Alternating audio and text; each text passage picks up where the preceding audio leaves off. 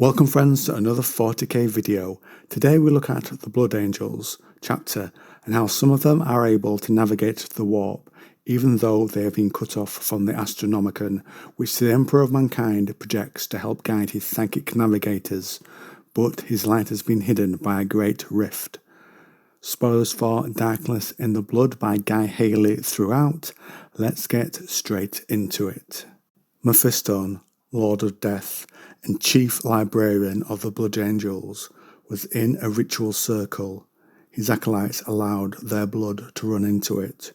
Mute, tongueless serfs, blindfolded to protect them from being driven mad by seeing things in the warp, stood ready to reopen the acolytes' veins as Space Marine's blood clots fast. The acolytes chanted. If you had the witch sight, you could see the things moving outside the protection of the Geller field in the warp. Spirit tethers held Mephiston's body to his soul, and these attracted the demons. With his body in the circle, the Lord of Death's soul was out in the warp, riding the waves of psychic energy. This is how the fleet finds its way. Like in ancient times on Terra, a man could stand on the deck and face a storm. The Lord of Death flew ahead of the Blood Angels' fleet.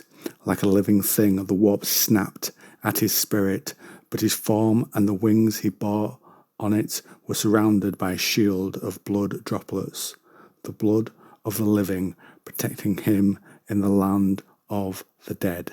Looking into the warp can drive you insane, put you under the influence of one of the ruinous powers that dwell there, and so few dared, but the Lord of Death did. In fact, the book says that the warp holds no fear for him. It changed around him, sometimes coloured, sometimes nothing, to see it all.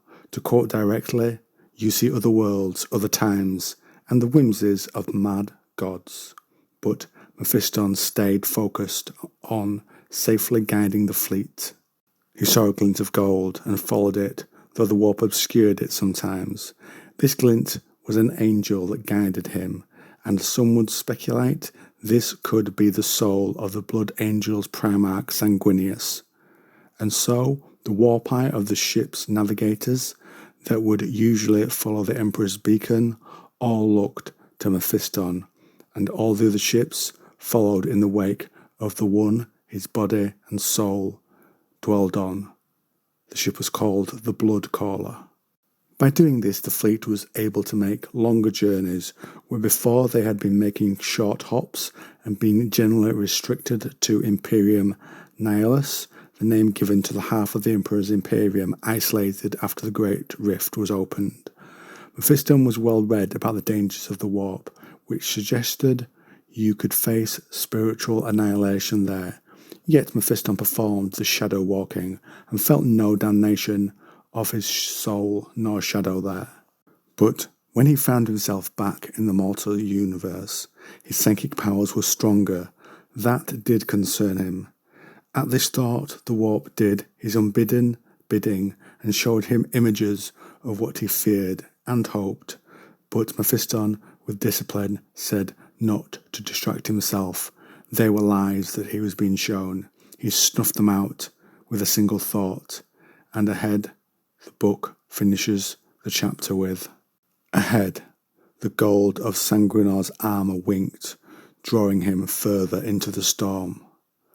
Whilst they come under attack from the creatures in the warp, Mephiston, with his great feat of psychic power, manages to guide most of the ships safely out, though a few are also attacked by warp demons.